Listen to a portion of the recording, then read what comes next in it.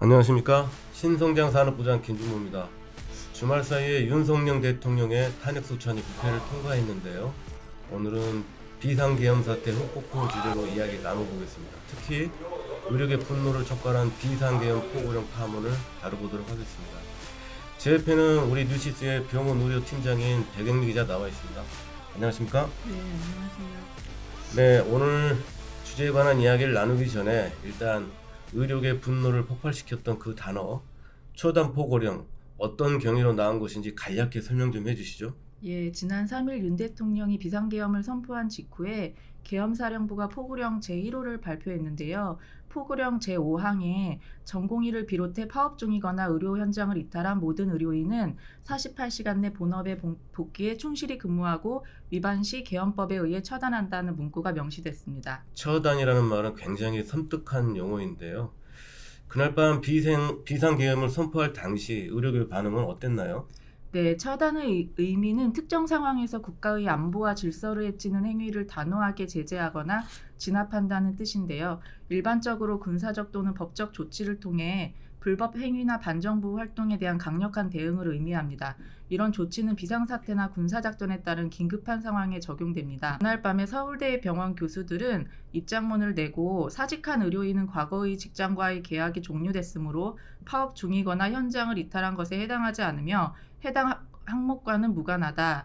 민주주의를 위협하는 계엄 선포라는 입장을 밝혔고요. 당사자인 전공의 대표격인 박단 대한전공의협의회 비상대책위원장은 페이스북을 통해 윤 대통령의 반민주적 행태에 또 한 번 참담함을 느낀다. 비상계엄으로 인해 무고한 국민들이 다칠 경우 의사로서 언제 어디서든 최선을 다해 국민들을 치료하겠다.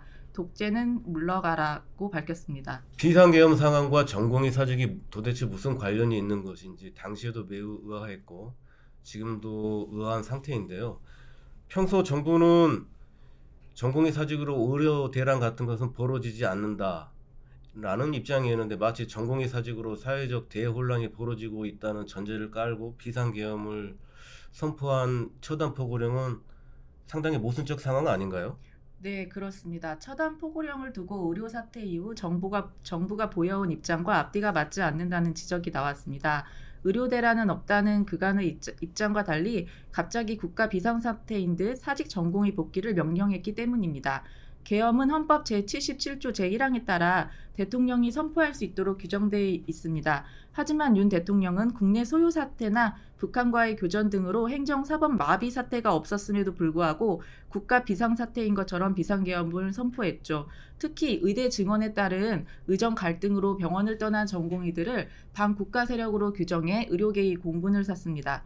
그동안 정부는 지난 2월 의대 증언으로 시작된 의정 갈등 이후에 큰 혼란은 없다. 응급의료 붕괴를 우려할 상황은 아니다. 의료 대란이란 표현은 과장된 것이다. 라는 등 대체적으로 의료 체계에 큰 문제가 없다는 입장을 밝혀왔습니다. 자, 어쨌건 이번 비상계엄과 처단포고령 파문으로 의료계는 분노하고 있고 이게 근 1년 가까이 이어지고 있는 의정 갈등 사태에 어떤 영향을 미칠지 주목하지 않을 수가 없는데요. 질문 하나 드리겠습니다. 의료계는 더 강경해졌다고 봐야겠죠? 그렇습니다. 의정 갈등이 더 깊어졌는데요. 계엄령을 규탄하고 하야를 촉구하는 목소리가 잇따랐습니다. 전공의 단체와 의협 비대위는 포고령에 포함된 전공의 처단 등을 규탄하며 윤 대통령의 퇴진을 요구했습니다. 처단 포고령에 대한 진상규명도 촉구했는데요. 대전협은 우리는 반민주적인 계엄을 실행한 독재 정권과 대화할 수 없다. 계엄령 선포와 포고령 작성의 진상을 규명하고 대통령은 하야하라고 촉구했고 박형욱 의협 비대위원장도 처단한다는 포괄적 문구를 넣은 당사자와 과정을 밝히고 책임을 물어야 하고 윤 대통령에게 물러날 것을 요구한다고 밝혔습니다. 네, 반응이 굉장히 격렬한데요. 그렇다면 사직 전공의들이 돌아올 가능성도 더 멀어졌나요? 네, 현재로선 복귀 가능성이 낮아 보입니다. 객관적 수치로도 확인이 되는데요. 처단 포고령으로 의료계가 들끓은 이후 정부가 발표한 내년 상반기 전공의 지원율을 보면 8.7%로 314명에 불과했습니다. 사실 사직 전공의들은 암이나 중증, 희귀 난치 질환 같은 고난도 질환 진료를 하는 대학병원에 주로 근무해왔던 만큼 환자를 돌보는 사명감이 있었고 돌아오고 싶은 마음도 큰데요. 정부가 사직 전공의들에게 내린 업무 개시 명령이나 사직서 수리금지 명령 같은 강제 근로금지, 직업 선택의 자유 등을 침해하는 반헌법적 조치에 대해 사과하고 의료개혁을 멈추고 의료를 정상화해야 한다고 요구하고 있습니다. 의료계의 요구사항, 즉 복귀할 대전제는 아직 변하지 않고 있는데요. 2025학년도 의대 증원 철회 요구, 이 요구를 철회할 가능성 역시 더 희박해졌다고 봐야겠죠? 네, 이에 당사자인 전공의 의대생들은 의대 증원 철회에서 한 발 더 나아가서 내년도 의대 신입생 모집 중단을 요구하고 있습니다. 의학 교육 파행이 불가피하다는 이유인데요. 내년에 의대 증원에 반대해 휴학한 의대생 3천여 명이 복귀하면 신입생 4,567명까지 포함해서 기존의 2배가 넘는 7,500명 이상이 예과 1학년 수업을 받게 돼 의학 교육이 어렵다는 겁니다. 이런 상황이라면 내년에도 의정 갈등 상황은 지속될 가능성이 매우 높다고 보여지는데요. 이런 현실을 감안해서 타협을 하자는 의료계 내부 목소리는 없나요? 네, 의대 교수들이나 시도의사회 차원에서 의대 정시 모집 인원을 조정해 내년도 정원을 감축해야 한다는 목소리가 있습니다. 2025학년도 의대 정시 모집 정원을 교육 가능한 수준으로 조정해달라는 겁니다. 지난 13일에 의대 수시 합격자 발표가 마무리되면서 대학에서 이를 취소하는 것이 사실상 불가능해서 현실적인 타개책을 찾아야 한다는 것입니다. 이대로 내년 의대 신입생을 받게 되면 앞서 언급한 의학교육 파행은 물론 전공의 수련에도 악영향을 미치기 때문입니다.